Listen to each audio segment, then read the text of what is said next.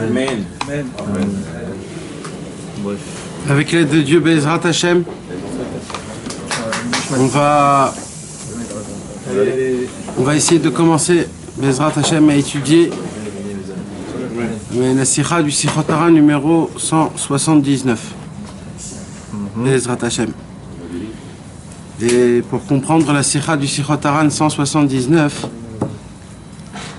il faut beaucoup pleurer, prier, il faut beaucoup crier, il faut beaucoup se déraciner de ce monde. Il faut essayer de jeter toute la croyance qu'on croit dans ce monde. Amen. Sinon, on ne peut pas comprendre les paroles de Rabbeinu. Malheureusement, Rabbi Nachman a fait rentrer dans sa Torah une vérité, une vertu que malheureusement, quand nous, on est ancré dans ce monde qui est un monde de mensonges, alors à cause de ce mensonge-là qu'on est influencé 24 heures sur 24, on n'arrive pas à comprendre les paroles de Rabbeinu. Pour comprendre les paroles de Rabbeinu, il faut beaucoup pleurer, crier, pour comprendre même sa simplicité de ce que veut Rabbeinu réellement. Et je vais vous dire la vérité, mes amis, aujourd'hui, comme tous les autres jours, un juif, il essaye d'être un juif. Il essaye de se conduire comme un homme, comme un être humain que Dieu veut qu'on se conduise. De se réveiller le matin avec de la simcha, de dire Baruch Shelo Asani Goy et de ressentir le mérite qu'on a eu d'être appelé un Yehudi, un juif. Que rien que ça suffit. Rien que ça suffit pour qu'on puisse être Bessimcha toute notre vie. Rien que ça, malgré que cet homme-là, il fait des péchés jour et nuit. Le fait que c'est un fils d'un juif, le fils d'Avraham, Yitzhak et Yaakov. Il appartient aux 12 tribus. Il appartient au Klal Israël. Il appartient à des tzadikim. Il croit dans la Torah. Même s'il n'applique pas combien un homme, il doit être content rien que de ça, mais pas juste content, ouais, je suis content. Je dois être avec de la joie lumineux que quand on te regarde, on dit waouh, d'où il a cette lumière, lui. D'où j'ai cette lumière? Parce que ce matin, j'ai dit Baruch Shelo Asani Goy. J'ai fait une bracha. Celui qui n'est pas content le matin, quand il dit Shelo Asani Goy, il fait une bracha levatala. C'est une bracha levatala. Il y a écrit que celui qui dit le nom de Dieu pour rien vaut mieux que sa chilia. Chilia, c'est là où le bébé il est dans le ventre. Comment ça s'appelle? Vaut mieux que le placenta se retourne sur lui et qui meure et qu'il ne naisse pas. Celui qui dit le nom de Dieu en vain. Celui qui ne croit pas dans Shelo Asani Goy, que c'est vraiment un mérite. Et c'est pas le même mérite que j'ai dit hier et avant-hier. Aujourd'hui, c'est un nouveau Shelo Asani Goy. Celui qui ne croit pas en ça, c'est une bracha levatala. Ça, on ne vous l'apprend pas, ça. C'est le Aleph Bet de tout. C'est comme ça qu'on commence la journée. Rabbeinu, au lieu de dire Modéani en premier, il disait Baruch Ata Hashem Shelo Asani Goy. Comme ça, il faisait Rabbeinu. La première chose, dès qu'il se réveillait, Shelo Asani Goy. Un jour, il est rentré chez lui à la maison après l'école quand il était tout petit, Rabbeinu. Il est rentré en pleurant. Son père, Rabbi Simcha, il lui dit Nachman, pourquoi tu pleures? Il lui dit le Rebbe, il m'a frappé. Il lui dit pourquoi le Rebbe, il t'a frappé? Viens avec moi, on va chez le Rebbe. Rabbi Simcha, il prend la main Rabbeinu Akadosh, tout petit. Et il lui dit à son maître pourquoi t'as frappé mon fils? Il lui dit parce que quand on est arrivé à Shelo Asani Goy, il n'a pas voulu faire la bracha. Et c'est pas la première fois, ça fait tous les jours. À chaque fois qu'on arrive à Shelo Asani Goy, il ne dit pas Shelo Asani Goy comme tout le monde. Alors je l'ai frappé. Alors qu'il ne sait pas qu'il a pris au match. Non, pendant la finale, c'est parce qu'il avait déjà dit cette. Rabbi Simcha, il regarde son fils Nachman, notre maître. Il lui dit, pourquoi t'as pas dit Shalom Sanigoy, mon fils? Il lui dit, papa, c'est quand qu'on fait la bracha? C'est après qu'on mange la pomme ou avant qu'on mange la pomme? Avant qu'on mange la pomme. Alors quand je me lève, tout de suite, je fais Shalom Sanigoy. Parce que je suis tout de suite juif. Donc il ne faut pas attendre avec cette bracha. Il faut tout de suite le faire. Parce que dès que tu vis, t'es un juif, donc tout de suite, Baruch Ata Hashem Shalom Sanigoy.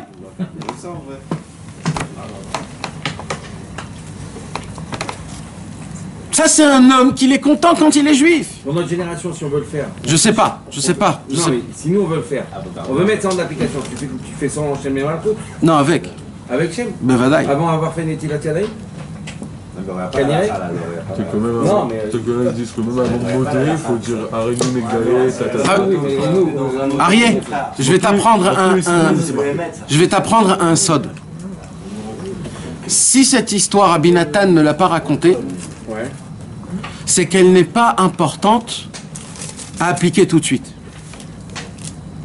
Il faut que tu réfléchisses si c'est Matim Lecha ou c'est pas Matim Lecha. Mais cette histoire, il faut que tu la connaisses. Pourquoi? Parce qu'il faut que tu saches que ça s'est passé chez Rabbeinu.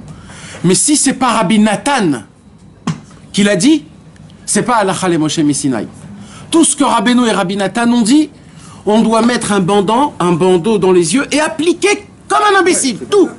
Mais comme cette histoire, c'est pas Rabbi Nathan qui l'a racontée, c'est plus tard. Non.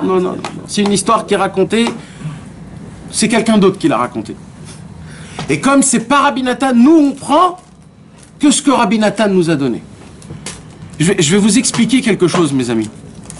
Rabbi Nathan, avant ça, Rabbi Nathan, quand il a vu pour la première fois Rabbeinu Akadosh, le premier pas qu'il a fait et qu'il a vu Rabbeinu Akadosh, Rabbi Nathan, il avait un œil, comme on dit en hébreu, tviat ain. Rabbi Nathan, il savait reconnaître quelque chose de vérité. Il avait la puissance, il avait un don de pouvoir reconnaître une puissance. Comme Rabbi Nathan, c'était une âme qui n'est jamais venue en Gilgoul. C'était une âme que c'était la première fois qu'elle descendait dans ce monde. Donc cette âme, elle était propre. Et Rabbi Nathan a eu une question énorme qu'il n'a jamais osé poser cette question. Jamais.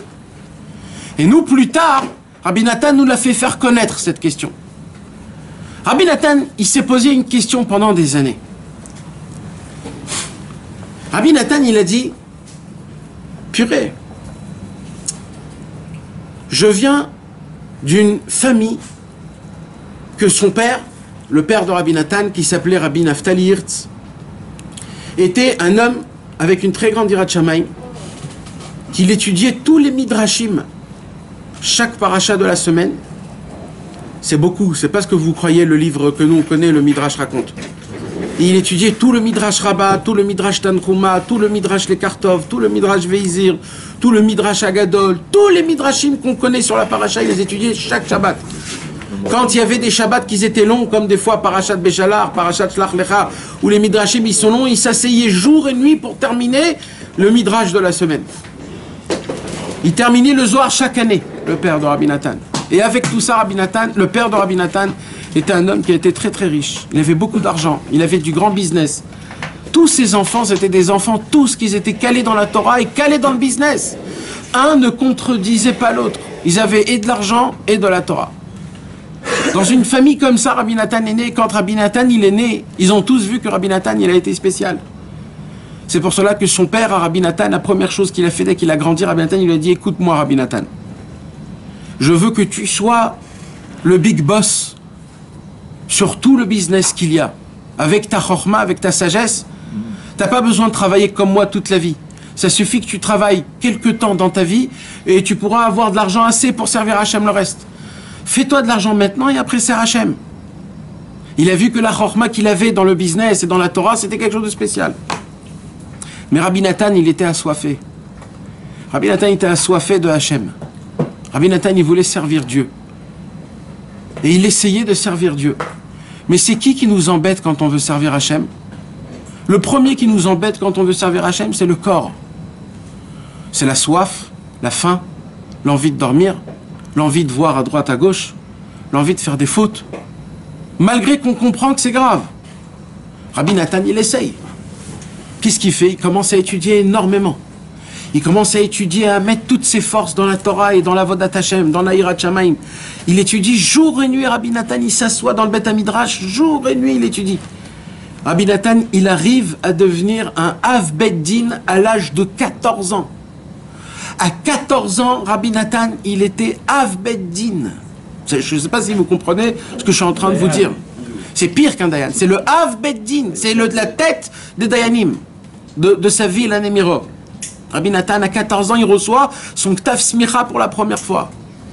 Rabbi Nathan, il a été donné et redonné vers tous les grands de son époque pour qu'ils voient c'est qui cet homme.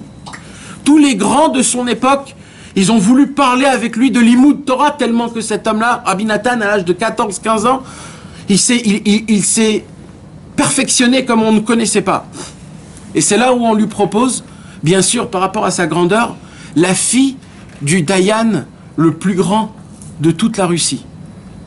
Rabbi David Tzvi Auerbach, 28 générations de Dayanim, fils et père, 28 générations de Dayanim. Rabbi David Tzvi Agadol, on l'appelle, le grand Rabbi David Tzvi.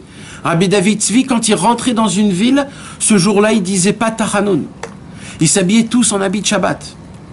On a proposé la fille de Rabbi David Tzvi à Rabbi Nathan. Car il y a lui, et que lui qui peut mériter la fille de Rabbi David Tzvi Agadol. Pourquoi? Pour que Rabbi Nathan prenne la place de Rabbi David Tzvi, le Rav d'à l'époque de toute la Russie. Mes amis, à l'époque, il y avait les plus grands talmidim du Baal Shem Tov, du Maguid de Mezrich. C'est pas la Russie d'aujourd'hui, où il y a 300 juifs, Bekoshi. C'était tout l'empire juif ashkénaze était en Russie, en Pologne. Normalement, Rabbi Nathan devrait prendre la chaise de la rabbanoute de 72 villes qu'il était Rav dessus, Rabbi David Tzvi Agadol. Et qui comprenait ça. Quand il est rentré, il s'est marié avec sa fille, il est rentré dans la maison de Rabbi David Tzvi Agadol. Il a vu le travail que Rabbi David Tzvi Agadol, il travaillait à Hachem, comment il le servait de tout cœur, comment il le servait comme un mamash, un homme annulé totalement à Hachem. Il s'est posé une question, Rabbi Nathan, avec toute sa grandeur. Je vous l'ai déjà dit. Il s'est posé en se disant, où est la différence entre Moshe Rabbeinu et mon beau-père? Tellement il était grand. Rabbi David Tzvi ne dormait pas sur un lit. Rabbi David Tzvi, comment il faisait pour dormir? Il allumait une bougie sur la table, il étudiait, et quand il était fatigué, il allumait la bougie, il tenait la bougie et il s'endormait. Quand la cire commençait à tomber sur sa main, il se réveillait et il continuait à étudier jusqu'à le lendemain. Comme ça toute sa vie. Un homme qui ne mangeait pas de pain, pourquoi? Parce qu'il avait plein de khumrot. Comment faire un netilat yadayim? Mais tellement qu'il avait plein de khumrot. Comment faire un netilat yadayim avant de manger le pain? Donc il s'est dit, je mange pas de pain. Rabbi David Tzvi Agadol. Là-bas, Rabbi Nathan a grandi. Rabbi Nathan, il a dit, je peux vous dire qu'au niveau de la lamdanout, au niveau du chasse et des poskim, j'en connais bien plus que beaucoup. Rien que du fait de vivre chez Rabbi David Tzvi Agadol. Et malgré que j'ai vécu chez Rabbi David Tzvi Agadol, le patron de tous les patrons à l'époque, il me manquait la vitalité de la prière. Il me manquait la vitalité de l'application des mitzvot. Dans l'étude de la Torah, j'étais perfectionné. Le chasse, je l'avais déjà terminé, c'était même pas quelque chose qu'on en parlait. On était déjà dans les shootim, dans les poskim, on était dans les halachot, on était dans la gemara, on était dans mamash, dans du vrai, dans le vrai du vrai. On descendait, on approfondissait. Toute la journée, on rêvait de ça. La Torah, j'ai grandi chez Rabbi David Tzvi Agadol. Alors il me manquait la prière. Où je vais apprendre la prière? Où je vais apprendre à prier? Qui veut m'apprendre à prier? Il disait Rabbi Nathan. Parce que d'aller dans une synagogue, de s'asseoir et de dire c'est pas comme ça que je veux prier, il dit Rabbi Nathan. Moi je veux prier quand chaque mot il chante et il danse. Je veux donner de la vitalité dans chaque mot. Je veux la chanter, je veux la créer, je veux la vivre. Je veux chanter avec les mots de la prière, moi je veux, il dit Rabbi Nathan. Je veux pas que la prière ça soit quelque chose que je bâcle. À l'époque il disait vite, on prie vite pour aller étudier. Rabbi Nathan il disait non. Il y a un temps pour étudier et il y a un temps pour prier. Et chacun, il est important. Moi, je veux pas prier et m'en débarrasser et me rendre quitte. Moi, je veux que la prière, ce soit un monde. Qui veut m'apprendre la prière? À l'âge de 15 ans, Rabbi Nathan, il s'est rapproché des chassidim. Il a commencé à se rapprocher par le petit-fils du Maguide de Mezrich, Rabbi Shalom de Probitch, le fils de Rabbi Avraham, l'ange. Comme ça on l'appelle. Rabbi Shalom de Probitch, petit-fils du Maguide de Mezrich, les frères. C'est pas... C'était un très grand rébé. On l'appelle son père Rabbi Avraham Amalach. Il est enterré à côté de Kiev. On l'appelle l'ange parce que c'était un ange. Voilà. Il est mort à l'âge de 23 ans, 24 ans. C'était un ange. Il ne pouvait pas tenir dans ce monde. C'était un ange. Il brûlait. Il te parlait, il te brûlait. C'était pas de la rigolade, c'était du émet. Rabbi Avraham Amalach, on rigolait pas avec Rabbi Avraham Amalach. Rabbi Avraham Amalach, donc il a eu Rabbi Shalom de Probitch et Rabbi Nathan, il est allé où? Rabbi Nathan en premier est allé chez Rabbi Shalom de Probitch. Et là-bas, il a commencé à découvrir la force de la prière. Là-bas, il a commencé à entendre ce que c'est Hitbod des doutes. Là-bas, il a commencé à entendre c'est quoi une vraie prière le matin, le Shabbat. Et Rabbi Nathan, il est passé d'un autre monde où il a découvert un monde où il s'est dit les chassidim, c'est ça le vrai chemin. Mais plus il avançait, plus il sentait qu'il y a quelque chose qui manque. Et Rabbi Nathan, il est allé voir chez Rabbi Zusha, le frère de Rabbi Elimelech de Ligensk. Et là-bas, il a reçu du feu de Rabbi Zusha. Il a reçu du feu, c'était du feu. Rabbi Nathan, c'était comme une bombe atomique. Vous savez, à l'époque, les trains, comment ils avançaient? Tu mettais du feu, tu mettais des pierres, et plus tu mettais du bois, plus ça poussait le feu, et plus ça poussait le train. Le qatar, je sais pas comment dire la vapeur. Rabbi Nathan, c'est devenu de la vapeur, comme de la vapeur chez Rabbi Zusha. Il brûlait en lui, mais il se disait, je sens qu'ici, c'est pas encore ça. Et là, il a découvert Rabbi Levi Yitzhak de Berdichov. Il est resté très longtemps chez Rabbi Levi Yitzhak de Berdichov, peut-être 2 ans, il était resté chez Rabbi Levi Yitzhak de Berdichov. Et là-bas, il sait plus énormément, mais un jour, il y a eu une histoire où on a envoyé Rabbi Nathan acheter du manger pour une Seouda, pour un Fabrigen. Et Rabbi Nathan, c'est lui qui devait acheter. Et en descendant pour aller acheter les gâteaux, il se dit, mais c'est pour ça que je suis venu dans ce monde. Il a crié dans le monde, Echan ani baolam, Echan, Echan ani baolam. C'est ça, pour acheter des gâteaux. C'est ça mon avodat Hashem.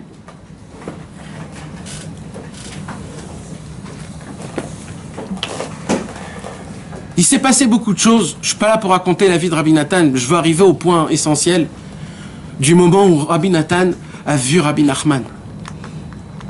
Ce moment magique là, mes amis. Ces minutes et ces heures qui se sont passées. Au moment où Rabbi Nathan, pour la première fois de sa vie, il voit Rabbeinu Akadosh. Rabbi Nathan avait à peu près, à cet âge-là, 19 ans. Rabbeinu, il avait à peu près Il a rêvé avant Rabbi Nathan. Il a rêvé, oui, je vous ai dit que je raconte pas tout. Quand il a vu Rabbeinu Akadosh, Rabbi Nathan, à l'âge de 19 ans, Rabbeinu, il était âgé de lui à peu près de 9 ans, de 10 ans. Non. Ouais. Il le voit, il dit, j'ai trouvé la Géoula. J'ai trouvé ma Yeshua. C'est lui. Mais qu'est-ce que t'en sais, Rabbi Nathan? Mais pourquoi tu t'emballes trop? Pourquoi tu t'emballes? Il lui dit, Rabbi Naftali. Rabbi Nathan, il dit, c'est lui. Je crois en lui. Ça sera lui et personne d'autre. Et il est tellement grand que ça sera lui jusqu'à la venue du Mashiach et après aussi. Rabbi Nathan, il a compris que si je veux toucher Rabbeinu, il faut que je jette tout ce que j'ai fait avant. Il faut que je jette tout ce que j'ai appris, tout ce que j'ai fait, tout ce que j'ai acquis dans mon avodat Hashem, il faut que je mette tout de côté. Et il faut que je commence tout du début de Rabbeinu Akadosh. Vous voulez savoir c'est qui nous a raconté c'est qui Rabbeinu Akadosh? C'est Rabbi Nathan. Toutes les paroles qu'on parle de Rabbeinu, on s'appuie sur Rabbi Nathan. Tout ce qu'on parle, c'est ce que Rabbi Nathan a vu, ce qu'il a ressenti, ce qu'il a découvert. C'est tout ce qu'on parle, c'est Rabbi Nathan. Rabbi Nathan, sans Rabbi Nathan, Rabbeinu n'existe pas. Le Likutei Moharan, il y serait. Mais personne n'aurait compris c'est quoi Rabbeinu. Chacun, il t'aurait inventé un truc de fou et il t'aurait dit, oui, c'est Rabbi Nachman qui l'a écrit dans le Likutei Moharan. Mon frère, pour savoir regarder le Likutei Moharan, il faut minimum terminer le Likutei Halachot une fois et le Halim les Troufa 10 fois. Minimum. Pour comprendre, pour commencer à comprendre de quoi Rabbeinu te parle. On ne peut pas comprendre Rabbeinu sans Rabbi Nathan. Le message de Rabbi Nathan, Rabbeinu il a dit, Rabbi Nathan c'est le seul qui m'a compris, et un petit peu Rabbi Naftali. On parle de Rabbeinu, on croit qu'on connaît Rabbeinu. Ça se peut qu'on connaît la Torah de Rabbeinu. À une manière très grossière, je dis. Mais on ne connaît pas c'est qui Rabbeinu. Et quand on ne connaît pas c'est qui Rabbeinu, on a un manque qui est énorme. Parce que si je te donne une Torah sans te dire qui l'a fait, alors tu ne peux pas découvrir c'est quoi la grandeur. Il y avait beaucoup de tzadikim qui ont vu le Likutei Moharan. En Irak, en Tunisie, en Pologne, en Roumanie, dans le monde. Mais eux, ils ont vu que le Likutei Moharan. Ils n'avaient pas le Chayei Moharan pour savoir c'est quoi le Likutei Moharan.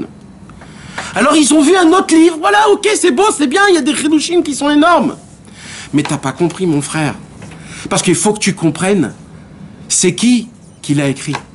Quand on monte à la Torah, mes amis, on dit Baruchu et Hashem Amevorach. Tout le monde répond Baruch Hashem Amevorach leolam vaed.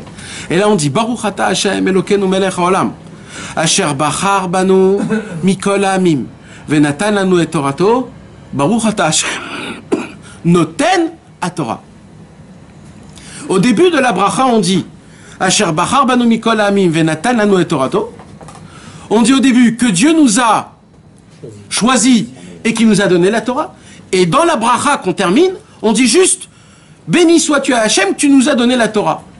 Pourquoi pas qui nous donne la Torah. Pourquoi on ne dit pas béni sois-tu à Hachem, que tu nous as choisi et que tu nous donnes la Torah, comme le commencement.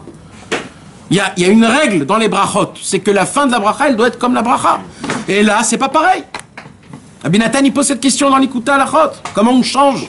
Pourquoi ça change comme ça? Il dit Rabbeinu, parce que le plus important, si on veut comprendre Asher Bachar Banu, il faut d'abord comprendre c'est qui est Noten Lanu, la Torah.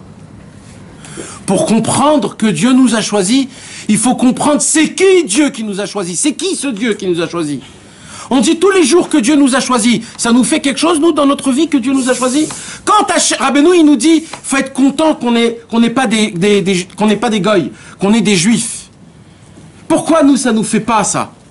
Pourquoi on n'est pas content? Parce qu'on ne sait pas c'est quoi juif. On ne sait pas c'est qui Hachem qui nous a choisis. On croit qu'on est dans un monde où on vit ce qu'on vit. On a des 613 mitzvot. C'est difficile de garder la Torah. Presque c'est lourd. Et toi, avec tout ça, tu es là et on te dit d'être content d'être juif. Mais je suis pas content d'être juif. Presque limite. C'est encombré. C'est difficile. C'est là le problème. Baruch ata Hashem noten ha-Torah. D'abord. Le plus important, c'est sache à qui tu as affaire. Quand on veut apprendre quelque chose dans la Torah, il faut savoir à qui on a affaire. Pour que tu ne dises pas plus tard, je suis pas d'accord, ce qu'il a dit là, je suis pas d'accord. Mais qui tu es? Mais tu sais à qui tu as affaire? C'est pour cela que Rabbeinu, mes amis, c'est pour cela que Rabbeinu nous a donné des paroles où il nous dévoile c'est quoi sa grandeur. Malheureusement, il y a des gens qui ne comprennent pas pourquoi Rabbeinu a osé ouvrir sa bouche et dévoiler qui il est. Mais comment il peut dire comme ça, Rabbi Nachman? Mais c'est de la gava. Moi, tous les rabbanim, jamais ils disent comme ça. Mais vous comprenez pas. Rabbeinu, vous croyez qu'il a le temps de vous? Vous croyez qu'il a besoin que vous lui dites psh, psh, psh. Vous croyez qu'il a besoin de ça? Il est mort il y a 200 ans, Rabbeinu Akadosh. Rabbeinu, il est venu ici pour nous dévoiler qu'une seule chose. C'est quoi qu'il est venu nous dévoiler? Ma puissance pour descendre, vous ramenez-vous, Bitchouva. Et pas juste vous faire bitchouva, Rabbeinu il dit. Il dit, vous croyez que j'ai misé sur vous juste pour vous faire bitchouva? J'ai misé pour vous pour que vous deveniez tous des tzadikim amitim. Pas juste rapprocher, des tzadikim amitim. J'ai la puissance, j'ai le pouvoir. Rabbi Israël, il dit, Beyaden ou Adavar, mais ça dépend de toi, ça dépend de ta main, ça dépend de combien tu demandes, ça dépend de combien tu veux, et ça dépend de combien tu crois en ton tzadik. Si maintenant, demain, je vous dis, celui qui va au mikvé, demain, matin, avant la prière, tous les péchés qu'il a fait, il n'y a plus rien, il devient tout blanc, et ça va lui donner une puissance dans la Vodat Hashem pendant 10 ans plus tard. C'est aussi un jour de jeûne. Vous allez aller au mikvé? C'est aussi un jour de jeûne avant le... Vous allez aller dans ce mikvé-là, mes amis? Hein? Si je vous dis que c'est comme ça, vous allez tous aller. Mais Rabbeinu, il nous apprend que c'est encore plus fort que ça. Et c'est pas juste demain, c'est tous les jours. Rabbeinu, il te dit, c'est tous les jours. Le problème, c'est que vous me croyez pas. Vous me croyez pas quand je vous dis, allez au mikvé le matin. Cette journée-là, vous avez tout cassé, tous les midot adin. Rabbeinu dit, vous comprenez pas que quand je vous envoie dans la forêt, crier, dire Hachem Yitbarach, aie pitié de moi, pardon que j'ai fait, vous me croyez pas que vous réparez tous vos Gilgulim en une seule fois.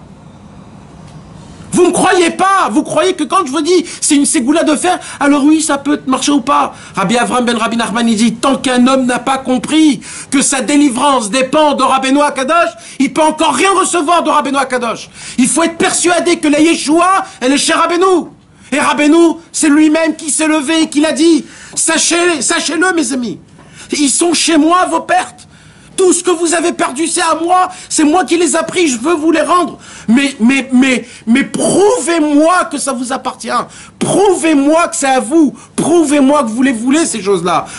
Faites-moi montrer que vous voulez le Hatzot. Faites-moi montrer que vous vous êtes pas été mitiesh, d'être un bon juif, de prier une prière Bechavana, de se lever Hatzot, ou même d'en parler. Prouvez-moi que vous voulez devenir des juifs. Tout de suite, je vais vous donner. Il dira, Rabbeinu, tout de suite. Moi, je suis là pour donner, je suis pas là pour prendre. C'est l'Yetzer Hara qui veut te prendre. Il dit, Rabbeinu, vous avez pas compris les règles du jeu, il dit Rabbeinu. La règle du jeu. Alors, avant ça, je reviens chez Rabbi Nathan. Rabbi Nathan se pose une question énorme. Rabbi Nathan, il dit, j'ai été chez les lamdanim les plus grands. J'ai été chez les chassidim les plus grands. J'ai appris ce que c'est la Torah et j'ai appris aussi à prier. Mais il me manque une chose. Quoi? Il me manque le chemin. J'ai vu comment il faut prier. J'ai vu jusqu'à où on peut étudier la Torah. Mais mon problème, c'est où il est le chemin? Je vois ça, mais il y a un vide entre moi et tout ce que je vois. Où il est le pont? Il n'y a pas un pont, Où il est le pont? Comment on fait? Jusqu'à que Rabbi Nathan, il a dit, je crois que je vais mourir. Je sens que je suis comme Moshe Rabbeinu. Moshe Rabbeinu, il est arrivé à 20 mètres de Eretz Israël. Ça veut dire, si Moshe Rabbeinu maintenant il fait 20 mètres, il est en Eretz Israël. Il est là. Là, c'est là Eretz Israël. Il peut les faire. Mais il ne le fait pas. Pourquoi? Parce que Dieu, il l'a dit interdit. 20 mètres. C'est la même terre, les mêmes pierres, mais il y a comme une mechitza énorme, spirituelle, que Dieu il lui dit, tu ne peux pas passer ça. Je ne te permets pas. Si tu le fais, tu peux rentrer. Mais moi, je ne te permets pas. Et quand Moshe Rabbeinu a vu ça, et qu'il a vu qu'il ne pouvait pas, il est mort. Il est mort de languissement. Rabbi Nathan, il dit, je sens que je vais mourir. Je sens que c'est pas possible. Je ne peux pas voir de l'Avodat Hashem quand on ne dit pas comment le servir. Et il dit, Rabbi Nathan, j'essaye de faire Hitbodedut des doutes, mais je tombe après. J'essaye de prier le matin une prière depuis le début jusqu'à la fin avec concentration, mot à mot, j'arrive pas. Et il dit, Rabbi Nathan, quand je vais étudier un petit peu, j'ai une envie énorme de terminer tout de suite le livre. Alors il dit, Rabbi Nathan, alors chaque seconde que je commence à étudier le livre, j'ai envie déjà de le terminer, à cause de ça, j'arrive pas à étudier, il dit Rabbi Nathan. Je veux tout avaler. J'ai pas de patience, il dit Rabbi Nathan. Il dit, Rabbi Nathan, j'ai des pensées énormes qui me trottent mon cerveau. Je réfléchis, est-ce que comme ça c'est meilleur? Est-ce que comme ça c'est meilleur? Et peut-être je me suis trompé, et peut-être il faut refaire des débuts, et peut-être je me trompe. Toujours, il se pose des questions. Il dit, Rabbi Nathan, j'essaye de faire tout ce qu'on me dit, et peut-être qu'ils me mentent, les tzadikim. Peut-être qu'ils me mentent. Peut-être c'est faux. Peut-être les tzadikim, ils font exprès, les tzadikim. Comment ils savent pas me répondre à moi? Comment je peux garder mon cerveau pur? J'ai des pensées dans la tête. C'est pas Rabbi Nathan qui dit, c'est moi qui dis. De débauche, de gava, de kavod, d'argent, de manger, de business, de l'argent. Je vis par rapport à comment les gens me regardent. Je parle par rapport à comment les gens ils me regardent. Je veux de l'intention de mes rabbins et de mes chavérim. Je suis un homme qui est sale. Je suis pas pur dans mon cerveau. Je suis pas droit dans l'argent. Et je connais les halachot et je sais tout. Mais est-ce que Birlal, ça sera possible un jour d'être propre de tout ça? Qu'est-ce que je te demande, Ribono Shel Olam? Je te demande d'être un chassid Breslev dans le milieu des chassidés Breslev. Je te demande un minimum, je te demande, c'est aller au mikvé tous les jours. De prier avec Rashi Rabbeinu Tam le matin, dans un minyan, Shacharit Mincha Arvit. Qu'est-ce que je te demande, Ribono Shel Olam? De chanter, de danser tous les jours un petit peu. De me juger du bon côté. De faire Hitbodedut doutes 1 heure par jour. D'avoir un seder tous les jours d'études de Torah et de Tfila et d'Avodat Hashem. De donner de la tzedaka et du maaser en même temps. Qu'est-ce que je te demande plus que ça? Et non pas que je l'ai pas. Le pire de tout ça, c'est que je m'enfonce dans des péchés où ça me manque. Je rate une prière. Je tombe dans l'yéhouch. Je tombe dans des peurs et des craintes extérieures où j'y crois plus en toi, Hachem. Je me pose des questions, est-ce que tu vas m'aider? Et le plus pire de tout ça, c'est quoi? C'est que comme je sais que je suis un fauteur, donc là je me dis, Hachem, il est en train de me déchirer, de me laver. Et moi je suis là, comme un blaireau, en baissant la tête, et je m'en sois plein dans la tête, à droite et à gauche. Et le pire de tout ça, c'est que je remets la faute sur qui? Sur moi, que j'ai fait des fautes, et c'est Hachem qui me punit. Hachem il dit, mais c'est où que l'être humain, il s'est trompé pour arriver dans un délire pareil? Mais c'est où qu'ils se sont trompés? C'est où qu'il y a eu ce problème-là? Comment ils sont arrivés là? Comment ils sont arrivés là? Comment ils m'ont rendu un homme aussi arzar, aussi cruel que ça? Et Rabbi Nathan, en fur et à mesure de son avodat Hashem, écoutez-moi bien ce que je vais vous dire, les amis. Il est arrivé à une maskana. Il est arrivé à une conclusion. Et vous savez, c'est quoi la conclusion qu'il est arrivé? Je vais vous le dire ce soir. Et ce qu'il a dit Rabbi Nathan, c'est le Emet la Amito. Et celui qui ne veut pas le recevoir, eh ben, qui continue à vivre dans le mensonge toute sa vie. Parce qu'il y a un Yetzer Hara spécial pour ça. Pour ne pas recevoir les paroles que Rabbi Nathan il a dit à ce moment.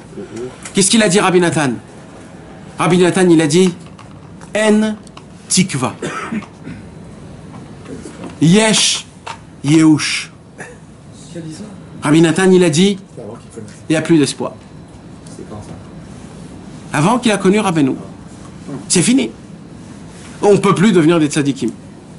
On ne peut plus appliquer Torah ou mitzvot comme à l'époque. On ne peut pas. Alors maintenant, vaut mieux que chacun il aille travailler, qu'il gagne de l'argent, qu'il soit un bon juif, et voilà. Au moins, je ne fais pas du mal. Mais de là à vouloir devenir un tzaddik, à servir Hachem avec ferveur, avec concentration, avec amour, avec crainte. Eh, laisse tomber, mon frère, laisse tomber, tu peux pas. Et Rabbi Nathan, comme ça, il a commencé à servir Hachem. Mais il s'est passé un truc. Il s'est passé un truc qui a bouleversé Rabbi Nathan.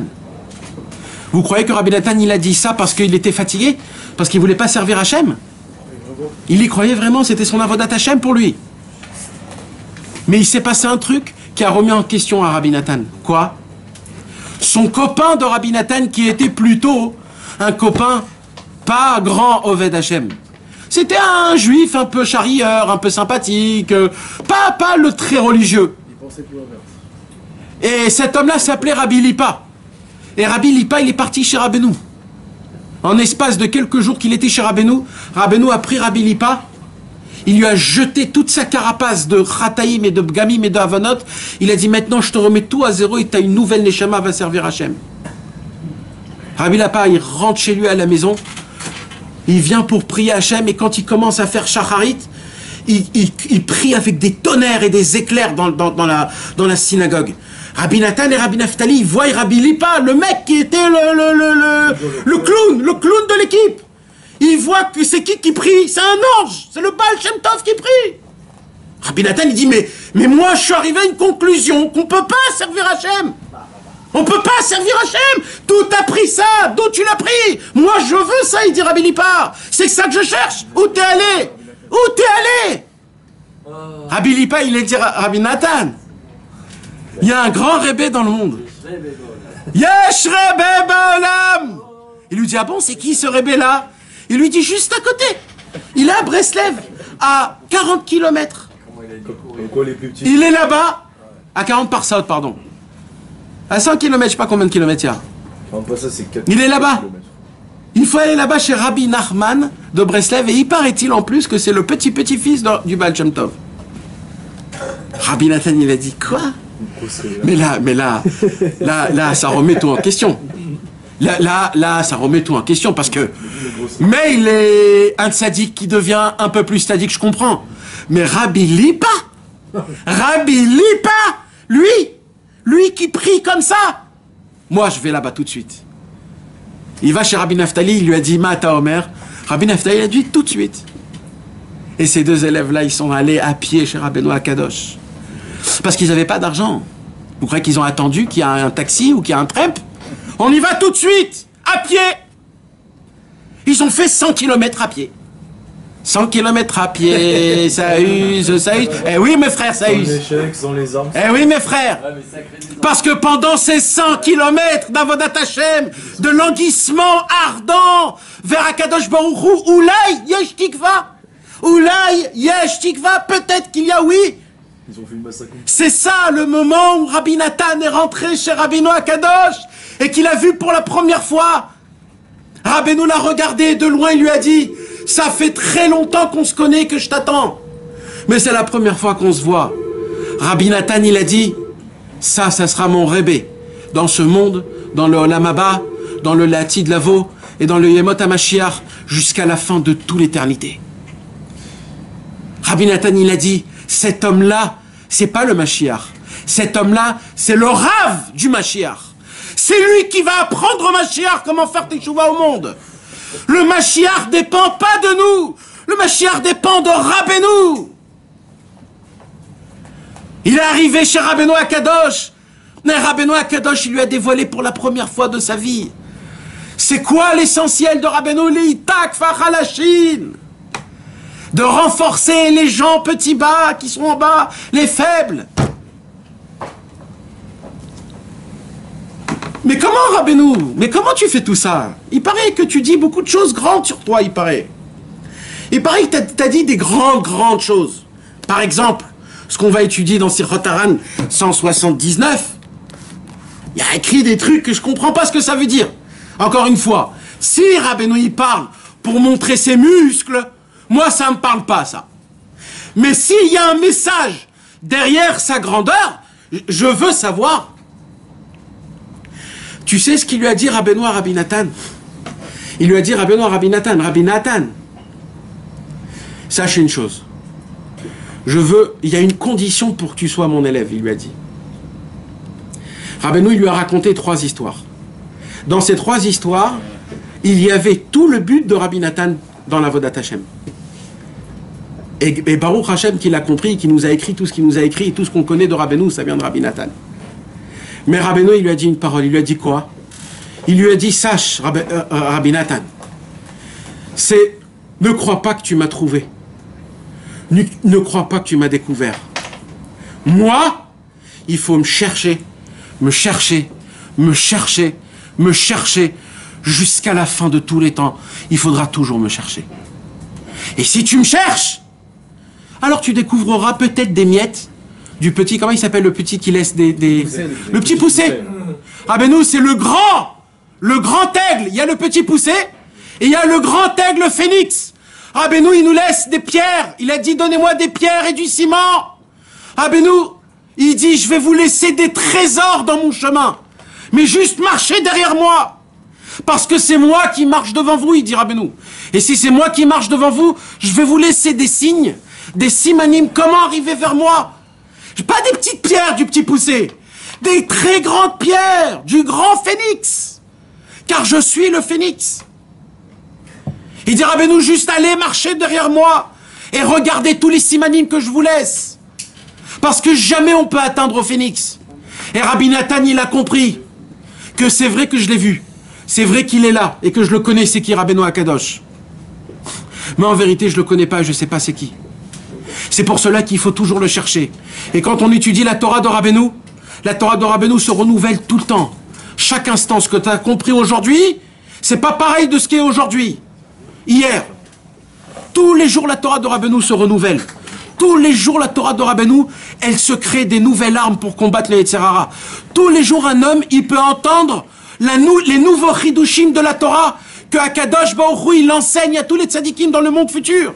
Car Akadosh Baruch Hu enseigne la Torah de Rabbeinu dans le monde futur à tous les tzadikim d'en haut. Aujourd'hui, j'ai lu que Rabbi Israël a dit, vous vous rappelez la parole de En Shum Yehush Ba'olam Klal? Vous vous rappelez de cette parole? Il dit, vous voulez savoir d'où Rabbeinu l'a appris ça? Eh ben, il dit, Rabbeinu, il s'est mis en danger, dans un danger tellement grand que personne au monde, aucun homme qui a été construit depuis la création du monde jusqu'à la fin pouvait aider Rabbeinu dans la galère là où il était.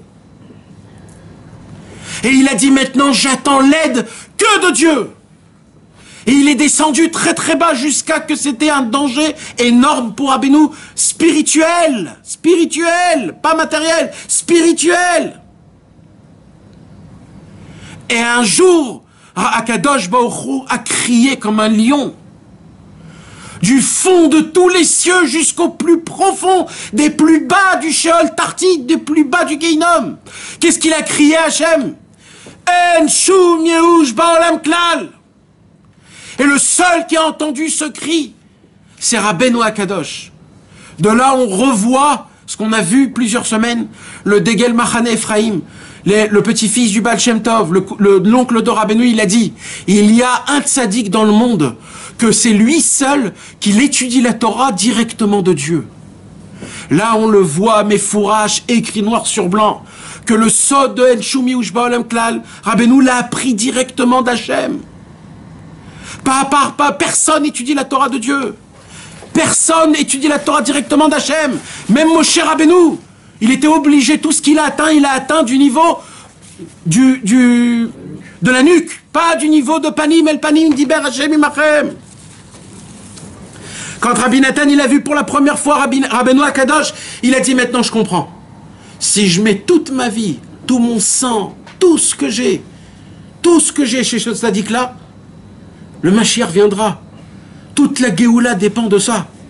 Tout ce que moi j'ai ressenti, une maladie de soif de Dieu, Tsama nafshi le Elohim, le El Chai. Je suis assoiffé d'un Dieu vivant. Notre Dieu à nous, il est mort, notre Dieu à nous. Il est mort, notre Dieu à nous. Et la preuve, c'est qu'on le vit, on se permet de faire ce qu'on veut, de regarder à droite, à gauche des femmes, de faire des... Parce qu'on ne voit pas qu'il est là, Hachem. Qu'est-ce qu'il dit, David Ameller? Tsama nafshi le Elohim, le El Chai. Il était assoiffé d'un Dieu vivant. Alors c'est quoi la grandeur que Rabbeinu dit? Quand Rabbeinu il nous donne des éloges, quand Rabbeinu il dit des grandeurs sur lui, il dit des grandeurs pour quelle raison? Alors ce soir, on va apprendre qu'est-ce que ça veut dire la grandeur que Rabbeinu il nous dit. Et de là on pourra comprendre qu'est-ce qu'un petit peu Rabbi Nathan a vu chez Rabbeinu Akadosh. Kodem istalkuto amar. Avant de partir de ce monde, Rabbeinu Akadosh, Rabbi Nathan de Breslev nous raconte qu'est-ce qu'il a vu et qu'est-ce qu'il a entendu de Rabbi Nachman juste un tout petit peu avant que Rabbi Nachman parte de ce monde. Kodem istalkuto amar. Avant de sa disparition de ce monde, Rabbeinu Akadosh a dit Shekvar ou Omed Arshav al Madriga, il était assis Rabbeinu Akadosh, il était rempli, il avait perdu tout son sang. parce qu'il avait la tuberculose, et à chaque fois qu'il toussait, il perdait du sang. Et à Sukkot, Rabbeinu Akadosh, il était hyper maigre.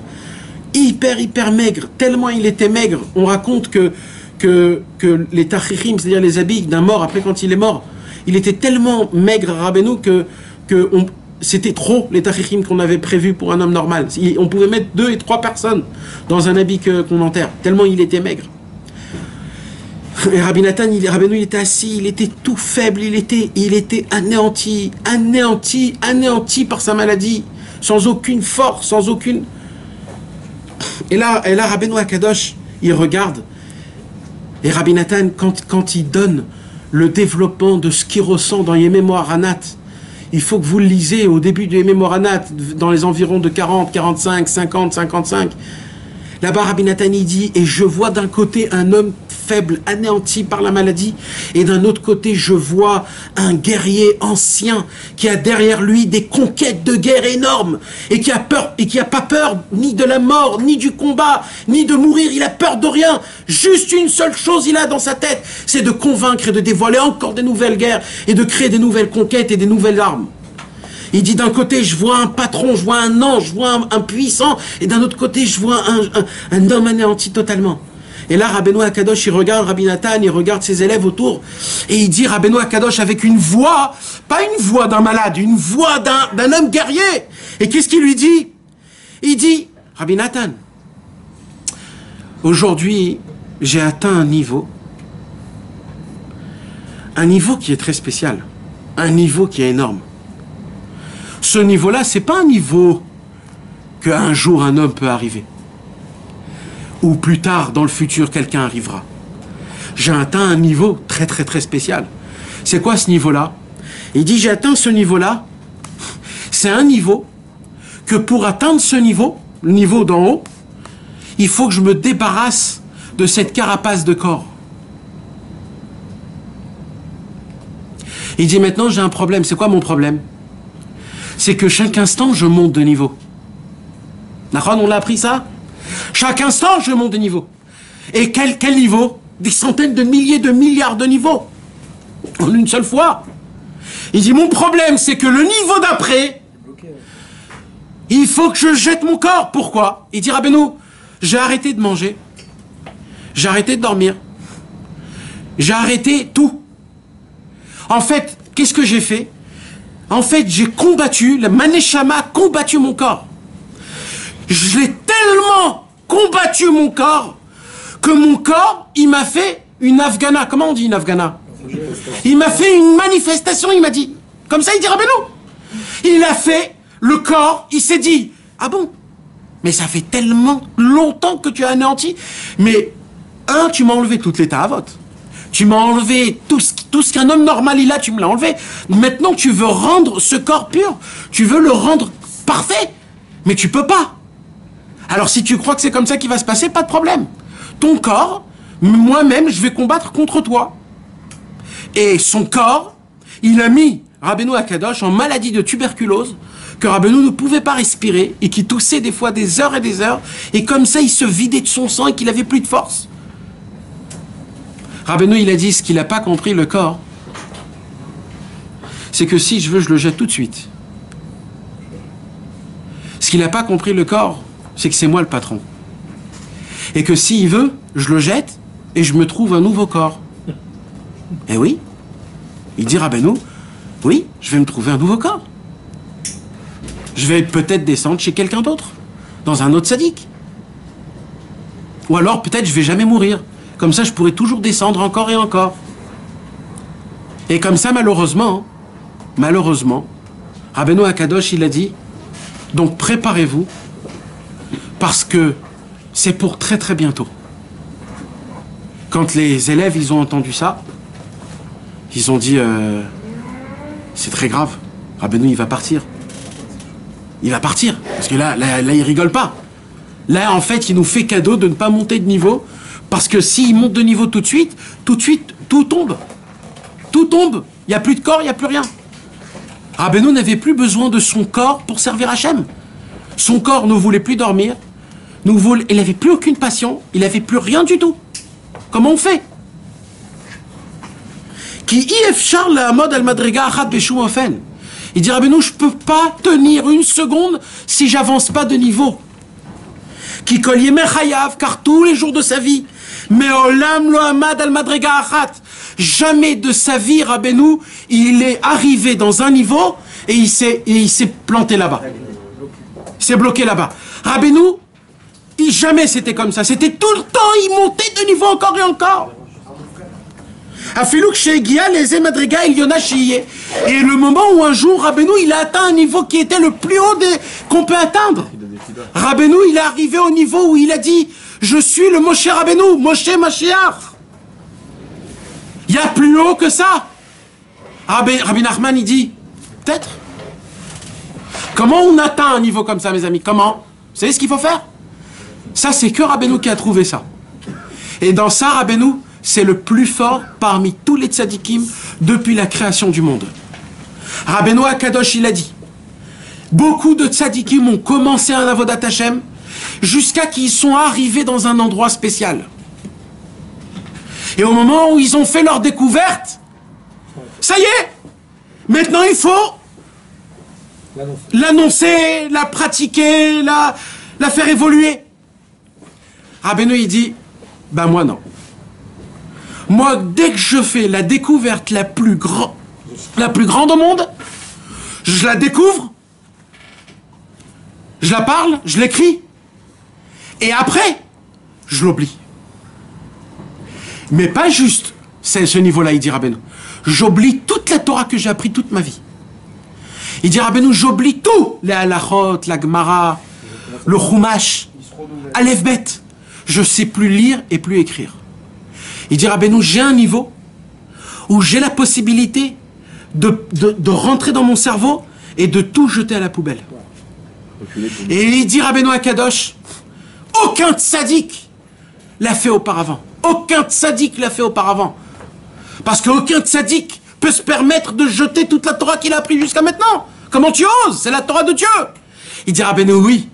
Mais quand j'enlève tout, là, je vais être comme qui? Comme mes élèves en l'an 2020, qui connaissent rien et qui vont aller dans la forêt et qui vont dire Erzochi liot Yehudi. Hachem, fais-moi. Et là, je vais ressembler à mes élèves. Mais comme je suis Rabbi Nachman, Dieu il sera obligé de me découvrir une nouveauté parce que je le supplie. Et Dieu ne peut pas se tenir quand je le supplie. Quand je le supplie, Dieu il peut pas. Parce que moi, je bouge pas tant que j'ai pas. Et il dit Rabbeinu, et Hachem Yitbarach, il est presque obligé de créer des nouveaux mondes que pour les dévoiler à moi. Parce que personne d'autre les demande. Et il dit Rabbeinu, mais pour les atteindre, il faut que je fasse une Messirut Nefesh. Et c'est quoi la Messirut Nefesh? C'est que je jette tout. Des fois, Rabbeinu, il s'asseyait et il disait à tous ses élèves, je sais pas pourquoi vous êtes venus. Je ne connais rien. Et il dit, vous croyez que je m'amuse de vous? Il dit Rabbi Nachman. Et il dit, ok, alors je vais un petit peu vous sonner. Il dit quoi? Je vais jurer sur le Shabbat Kodesh que je ne sais rien du tout. J'ai compris que je n'ai rien compris. Oui, tout est passé. Mais vous croyez que Rabbeinu, c'était un rigolant? Rabbeinu, c'était du Emet la Mito. Rabbeinu, vous savez qu'est-ce qu'il faisait? Il gagnait $1 milliard. Il gagnait $1 milliard. Et il dit, si je suis capable de faire $1 milliard, je suis capable de faire de 2 milliards. Alors je prends ce 1 milliard, je le jette. J'en ai pas. Qu'est-ce qui va se passer le lendemain? Il va dire, si je fais pas les 2 milliards, 1, j'étais un imbécile que j'ai jeté 1 milliard. Et 2, je suis un imbécile que j'y crois pas dans moi-même et que je peux pas faire. Alors je suis obligé de faire 2 milliards. Et ce jour-là, il fait 2 milliards. Et le soir, il prend ces 2 milliards, il dit, si j'ai fait 2 milliards, je peux faire 4. Alors je prends les 2 milliards et je les jette. Après, Rabbeinu, il dit, c'est trop facile. Je vais faire 50 milliards en une journée. En plus de ça, je vais aller dans la banque. Avec les 50 milliards, je vais leur dire, regardez ce que je pèse. C'est beaucoup quand même, 50 milliards. Vous pouvez me prêter 100 milliards? Ok. Maintenant, il prend tout et il jette tout. C'est un danger, ça? C'est pas un danger. C'est un malade mental, il faut le rentrer dans un asile de fous. Tu te mets en minus de 100 milliards, plus tes trucs de... Mais qui était devenu fou. Rabbeinu, il dit, si je veux, je peux. Tous les tzadikim autour, ils disent, mais Rabbeinu, mais t'as pas le droit de faire ça. C'est Dieu qui t'a donné cet argent. Rabbeinu, il dit, mais moi, je crois dans un Dieu où tout est possible. Rabbi Israël, combien de fois il a répété, Etzel Hashem Itbarach, Akol Efshar. Tout est possible chez Hashem, tout. Même si Hashem, il dit, tu peux pas faire tes chouvas, tout Efshar, tout Efshar. Pourquoi? Parce que Rabbeinu me l'a dit. Et si par Rabbeinu, c'est Rabbi Nathan qui me l'a dit. Et Vani Somer al Kocho shel Rabbeinu Akadosh ve Rabbi Nathan. Et même si on va me le prouver dans le ciel, on va m'amener tous les anges, on va montrer toutes les Gemarot, on va montrer tous les tzadikim, noir sur blanc, que tout ce que j'ai fait en bas, j'étais un rachat, un pochéa, je leur dirai, vous avez peut-être raison, aval, yesh rebe baolam. Alors parlez avec lui, parce que lui, il nous a maintenus. Lui, il connaît un Dieu beaucoup plus grand que tous les anges. Il a été Massig Hashem Itbarach, sa bonté et sa grandeur. Et la preuve, c'est que le seul au monde qui l'a dit, j'ai atteint un niveau où ce niveau-là, il faut que j'enlève cette carapace de corps. Mais vous connaissez, vous, un tzaddik qui dit, purée, mais j'en peux plus de ce corps-là, il faut jeter ce corps. Je souffre tant que je suis dans ce corps, je souffre. Non, moi je connais des autres tzadikim. Moi je connais des tzadikim qui se mettent des pommades, du savon, des shampoings, qui se mettent un peu de Chanel 5, ils veulent se faire beau et bien, ils sont propres, ils veulent être beaux, ils s'arrangent un petit peu la barbe pour que la barbe elle soit bien symétrée, et ainsi de suite. Rabbeinu Akadosh, il était loin de tout ça, Rabbeinu Akadosh. Alors, qu'est-ce qu'il dit Rabbeinu? Vechen ayatamid kol yemechayav.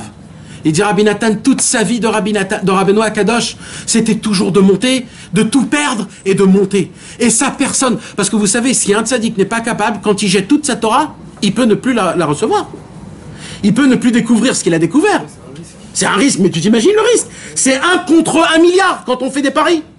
Tu peux pas gagner, c'est 1 contre 1 milliard. Tu seras le seul au monde qui met le pari dessus. Mais qu'est-ce qui se passe quand tu mets 1 contre 1 milliard? Combien tu gagnes? Alors Rabbeinu, il a dit 1 contre 1 milliard, Rabbeinu, il a dit. Moi, j'y crois, parce que Etzel Hashem Itbarach Akol Efshar.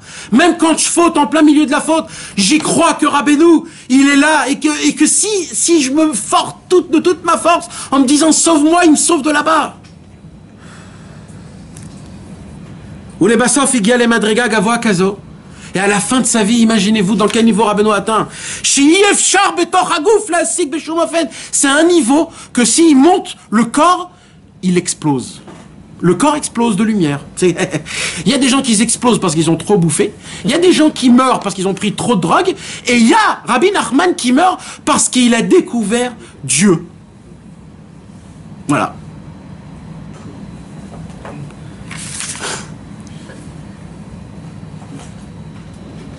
Elle était bloquée alors. Un jour, Rabbi Nachman a dit dans la Torah numéro 161. L'écoutez Moran 161, Rabbi Nachman il dit, vous savez à quoi ressemble la marloquette? Il dit la marloquette ressemble dans la Torah à de l'eau. Pourquoi? Il dit Rabbi Nachman parce que pas l'eau en elle-même, mais les vagues quand ils sont très fortes. Le plus ressemblant d'une marloquette, c'est quand il y a une tempête de vagues. Qu'est-ce qu'il y a quand il y a un tsunami? La vague, elle vient et elle anéantit tout. Comme la marloquette. La marloquette, quand il y a une marloquette, ça peut tout anéantir ce qu'on a construit pendant des années. Comment c'est grave la marloquette? C'est pour ça que Rabbeinu, dans la Torah 161, il nous apprend que la marloquette, elle est équivaut à de l'eau. À de l'eau, comment on appelle ça? Une puissance d'eau qui vient comme ça, une masse d'eau. Combien il faut être très, très, très attention de ne pas tomber.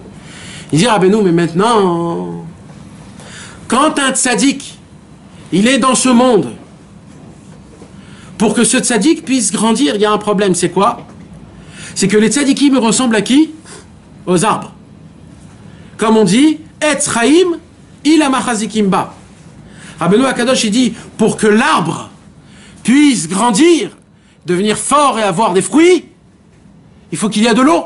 Plus il y a de l'eau, plus l'arbre grandit. Donc Rabbeinu, il dit, pour qu'un tzaddik devienne un tzaddik, il faut qu'il a sur lui de la marloquette. Alors il dit, c'est pour cela qu'on voit que même Moshe Rabbeinu, il y avait de la marloquette sur lui. Pourquoi? Parce que plus il y avait de la marloquette, plus il était encore plus grand. Yoshua Binoun, il y avait de la marloquette sur lui, donc plus il y avait de la marloquette, plus il grandissait. Et ainsi de suite, David Ameler, Rabbi Shimon Bar Yochai, tous les tzadikim. Mais on voit que la marloquette était quand? Était un moment dans leur vie. Et dit Rabbi Nachman, il s'est levé. Et il a dit, mes élèves, je vous demande pardon. Pourquoi, Rabbeinu? C'est nous qu'on doit dire pardon. Pourquoi c'est toi qui nous demandes pardon? Il dit, parce que je suis un maître tellement grand que je dois pousser tout le temps. Il n'y a pas un niveau où l'arbre, il dit, ça y est, c'est le maximum de ce vin, là. Ce vin, après 3 ans, c'est foutu.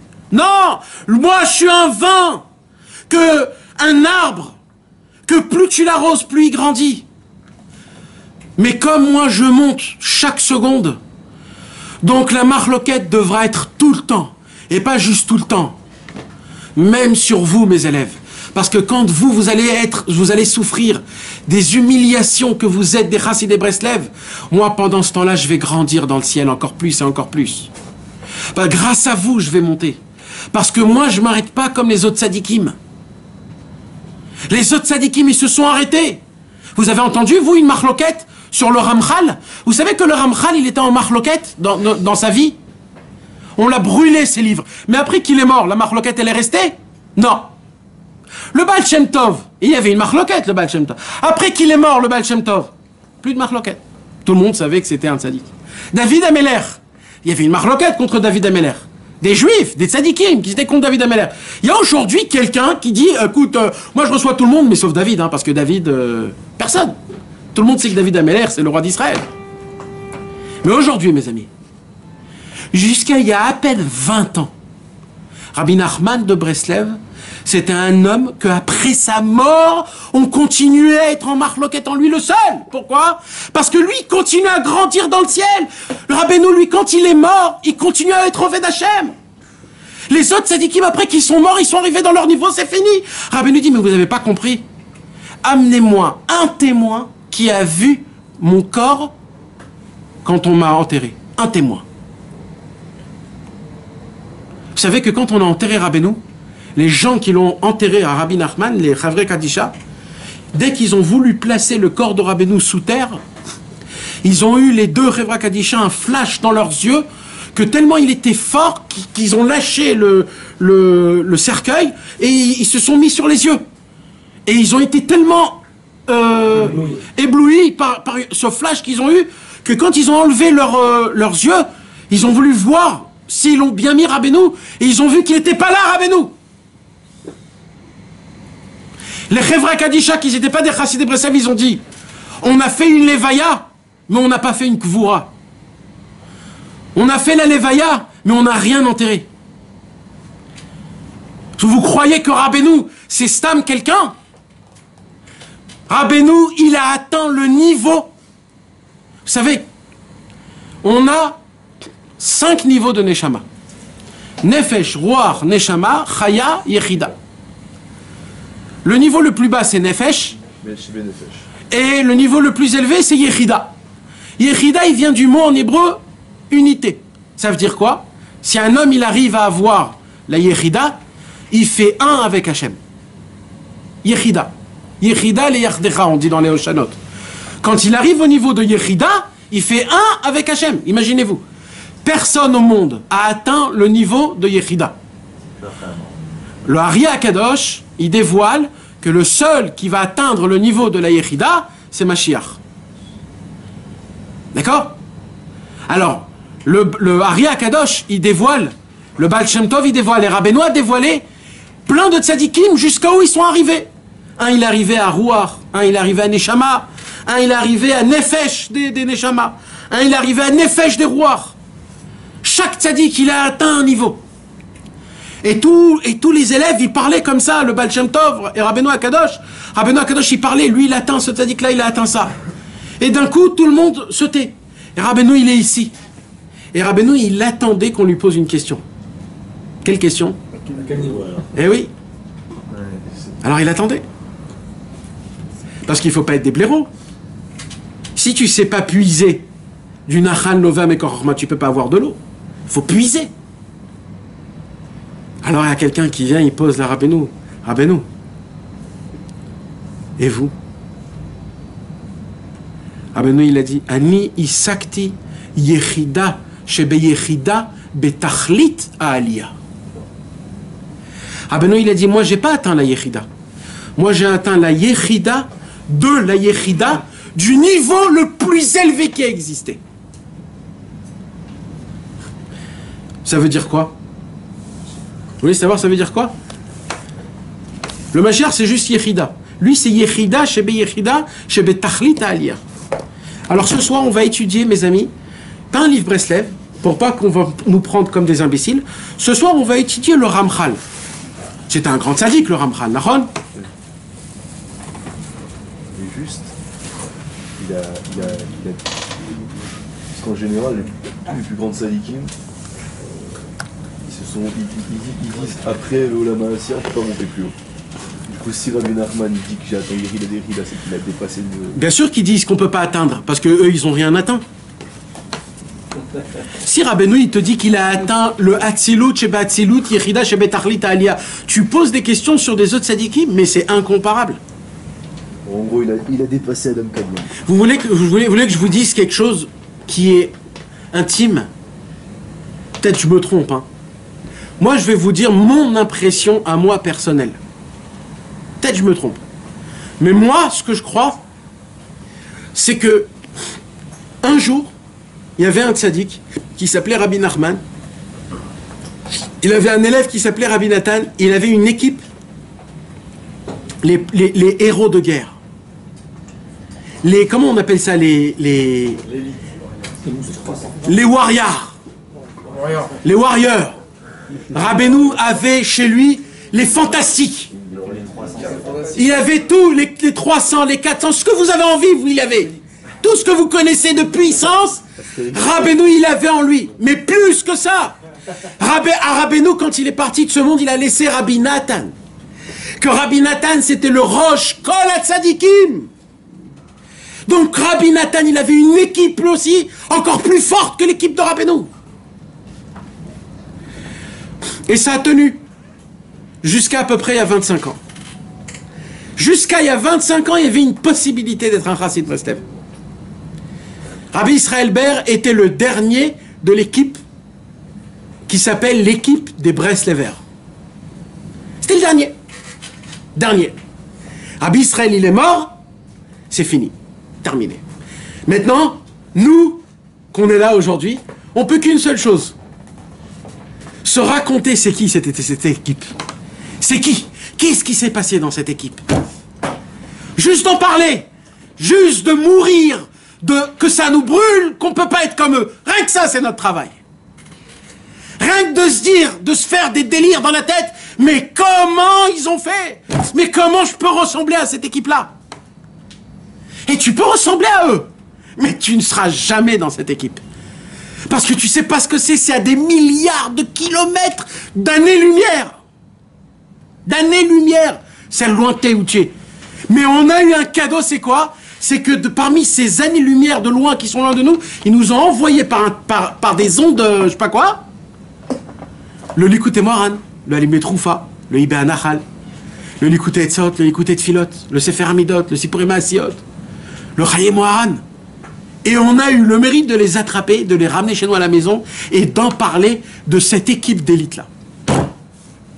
Et ça se pourrait, hein, que peut-être après 120 ans, on termine chez eux. Ça se pourrait, mais c'est pas sûr. C'est tout en fonction de comment t'as langui cette Chaboura d'Ovdei Hashem là, cette équipe de serviteurs divins. C'est personnel. Pour comprendre, ça veut dire quoi, Yechida, Shebe Yechida? On va étudier, et on va terminer avec ça, un petit passage du Ramchal. Rabbi Moshe Chaim Luzzatto, il a écrit un livre qui s'appelle Kinat Hashem Tsevakot. Et là-bas, il y a deux parties. Dans le Chelek Sheni, il est écrit ainsi. C'est le Ramchal, c'est pas Rabbi Nachman. Ok? Pour pas que les gens y croient qu'il n'y a que Rabbeinu qui parle. Tous les tzadikim avant Rabbeinu savaient un jour que Rabbeinu viendrait. Tous. Et ils ont dit, et ils l'ont écrit. Et le moment est venu où Rabbeinu il a dit, c'est moi ça, c'est moi ça, c'est moi ça. Quand Rabbeinu il a dit, j'ai atteint le Yechida, Shebe Yechida, C'est pas pour te dire je suis très fort, c'est pour te donner un message. Quand Rabbeinu il a dit ici, c'est quoi le niveau de Yechida chez Beyechida? C'est le niveau où je prends mon corps et je dois le jeter à la poubelle parce que j'ai rien à faire avec. Vous voulez savoir c'est quoi qui se cache? Eh bien, le Ramchal ce soir il va donner un pirouche sur le Sichot Haran. Imaginez-vous la simcha qu'on lui fait dans le ciel à un instant, même maintenant. Un instant qu'on rapporte son livre pour donner une explication à Rabbeinu. Il dit le Ramchal Akadosh. Chet Adam Arishon garam shekol haneshamot terdena betoch hasitra achara. Je vais le faire vite, je vais lire et traduire. Soyez attentifs, c'est important. Au moment où Adam Arishon a fauté de l'arbre de la connaissance, puisque Adam Arishon avait en lui toutes les neshamot du Ham Israël, donc quand lui il a fauté, tout le monde a fauté. C'est comme ça. Et ça veut dire quoi qu'ils ont tous fauté? Ça veut dire que toutes les neshamot, ils étaient dans la Gdusha. Maintenant, toutes les neshamot, ils sont tombés où? Dans la Sitra Achara. C'est quoi la Sitra Achara? C'est les égouts. Les égouts. Les choses les plus importantes, les plus brillantes du monde, ils sont tombés dans des égouts. Toutes les neshamot aujourd'hui, ils sont dans des égouts. Dans des excréments, dans des égouts mamash. Ve'az zegorem laim chulsha. De là vient, il dit le Ramchal, pourquoi quand on veut servir Hachem, c'est dur? Pourquoi? C'est dur de se lever le matin, c'est dur de faire. Pourquoi? Il dit, c'est pas à cause de toi. C'est pas à cause de toi, c'est pas toi le problème, il dit. C'est parce que Adam Arishon, il a fauté. Ton âme, elle est tombée dans la Sitra Achara. Donc, quand cette âme, elle rentre dans un corps, t'as envie de rester dans la boue. Donc, tu continues à faire des choses qui t'emmènent de la boue, des péchés. Et c'est très dur d'être propre, parce que de base, tu te vois sale. Quand elles viennent dans ce monde, la Sitra Achara, elle dit, mais lui, on le connaît. Il vient de chez nous, lui. Puisqu'on était tous dans la Sitra Achara. Donc la Sitra Achara, dans ce monde-ci, il dit, mais lui, c'est notre copain. Allez, viens dans l'équipe. Et vas-y, là. Et tu nais dans le 9-3, à Belleville, tu fais les combines, tu fais tout ce que tu fais. Et ce qu'on est tous. Utsrichot tikun gadol b'maasem les taken misedi. C'est pour cela que les pauvres, ceux-là, en fait, ils parlent de tous. Dès le départ, ils doivent déjà réparer. Dès le départ, ils doivent réparer quelque chose. Dès le départ.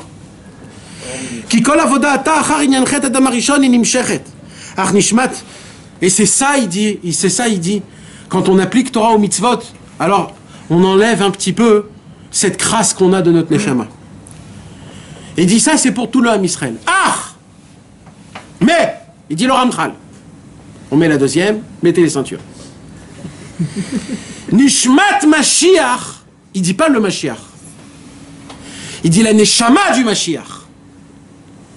C'est qui la neshama du Mashiach?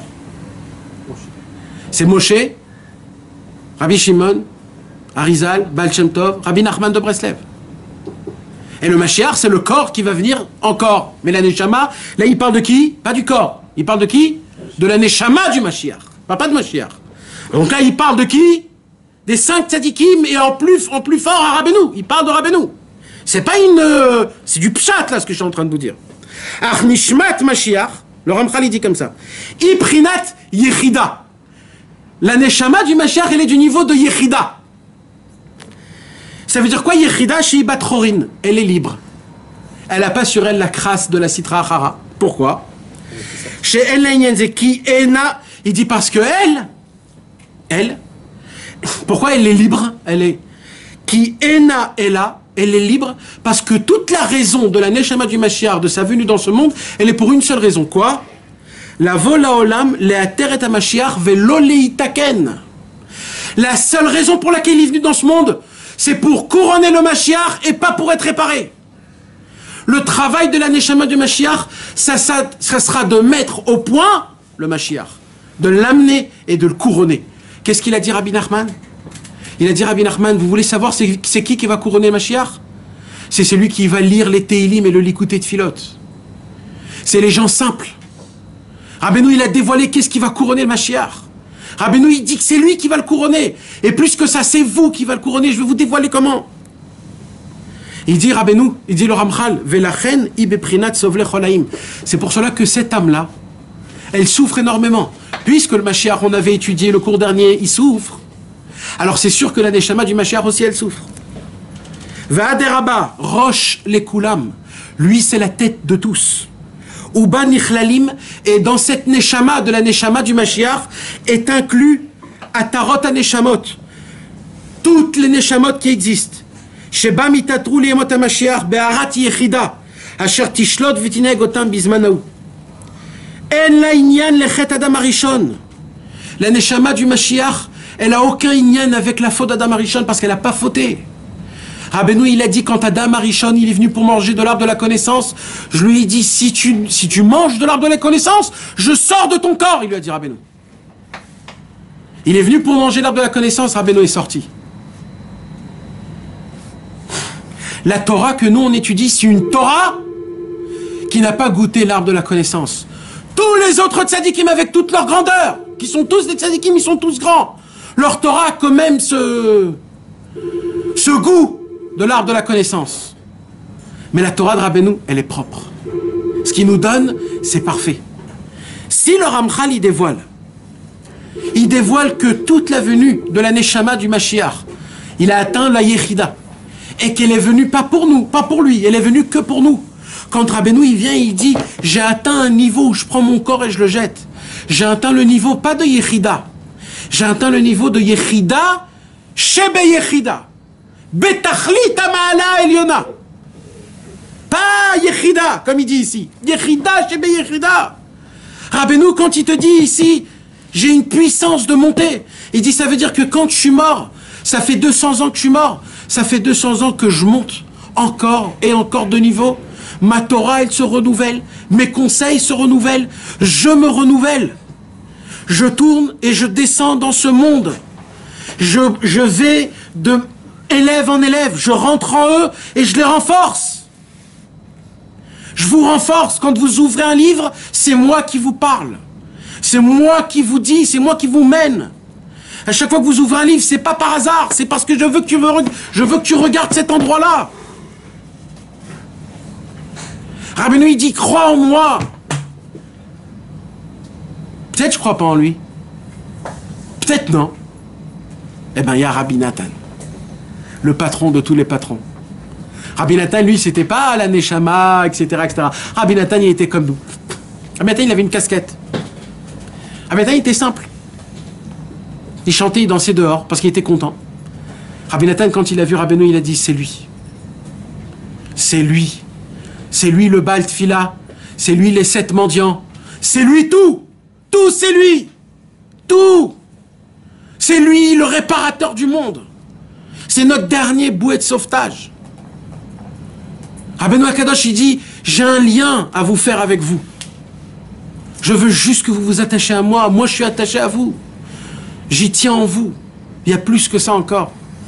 Akadosh Baruchou, il a vu parmi tous les tzadikim, il a vu que tous les tzadikim, les grands, bien sûr les grands, je ne parle pas des tzadikim d'aujourd'hui, je parle des grands, tous les tzadikim avaient une possibilité d'amener le Mashiach et de réparer le monde.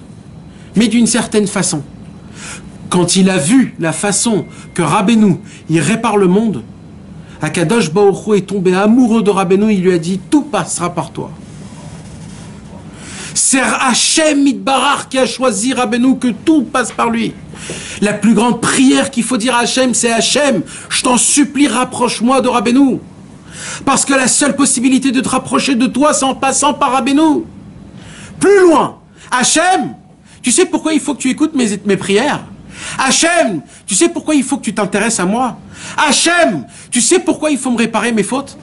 Parce que tu te rappelles à la création du monde, t'es tombé amoureux de Rabbeinu? Eh ben, il s'avère que moi aussi, je suis amoureux de Rabbeinu. Donc, on a un point commun. Donc, rien que parce qu'on aime le même mec, approche-nous de lui. Prenez une grande star dans le monde. On va dire que la grande star, elle a un kiff fou. Elle collectionne des timbres. D'accord? Imaginez-vous, le mec, il va à Cannes, comme ça, les photos, tout le monde fait les photos. Un mec hyper connu et tout. Mais il a une folie, c'est qu'il collectionne les trucs. Il y a un mec dans la foule, il vient, il dit oh, ça va? Moi aussi, je collectionne les timbres. Alors déjà, on a un point commun. Et là, le mec, il dit, tu sais, j'ai le timbre de ça. Il dit, je te crois pas. Là, ça s'arrête tout, parce que même s'il est à Cannes en face de tous les... Là, il se dit, purée, on est dans le même délire. Il y a un mec qui me comprend. Il lâche toute sa grandeur et il dit, vas-y, donne-moi ton téléphone. C'est Hachem Idbarach. Quand tu dis Hachem Idbarach, Hachem, tu sais. Moi aussi, j'adore Rabbeinu. Moi aussi, je veux prier, je veux me rapprocher de Rabbeinu. Hachem Idbarach, il dit, je te crois pas. Mais je veux que demain, tu reviennes faire Idbodedut tout de suite. Mais toi, tu deviens mon ami, toi. Toi, tu peux plus te permettre de pas faire Idbodedut. Tu peux plus ne pas t'aller au mikvé. Toi, tu fais partie de mon ami, dit Hachem Idbarach, puisque tu aimes Rabbeinu. C'est ça qui nous dit Hachem. C'est cette vision qui nous apprend Rabbeinu à le servir, à Hachem Idbarach. C'est pour cela que Rabbeinu dévoile sa grandeur. Pas parce qu'il veut faire montrer ses forces. Et tout ce que je viens de vous dire, c'est Rabbi Israël Ber qui nous l'a dit. Rabbi Israël, c'est le seul qui a vu ce Rabbeinu et ce Rabbi Nathan. C'est le seul parmi tous les Chassidei Breslev, parmi tous les Rav Breslev, parmi tout. Et je dis, pas de cette génération. Je dis aussi des générations 1, 2, et ça se peut même 3 générations en haut. Ça a été le seul Rabbi Israël à découvrir la grandeur de Rabbeinu, comment elle est. Le seul parmi toutes les générations presque. Qui a su découvrir c'est qui Rabbi Nathan et c'est qui Rabbi Nachman.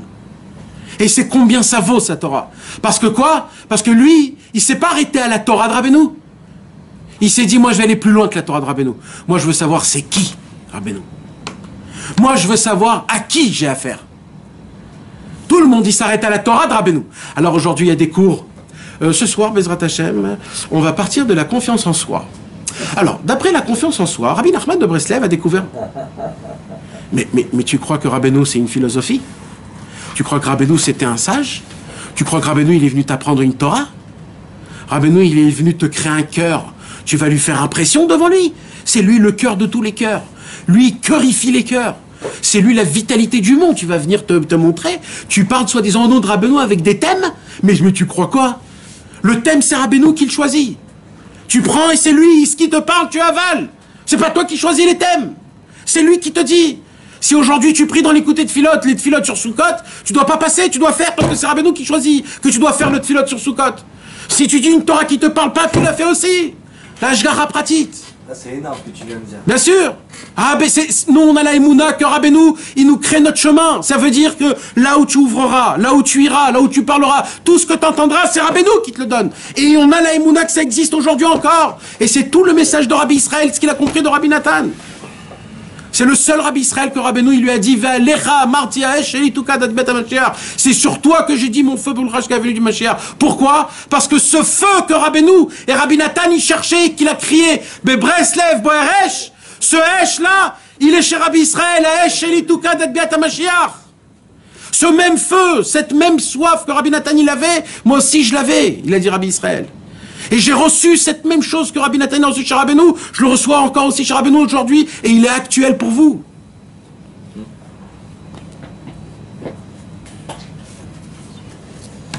Que Dieu nous aide d'être Bessimra, de connaître une équipe qui s'appelle des Chassidei Breslev.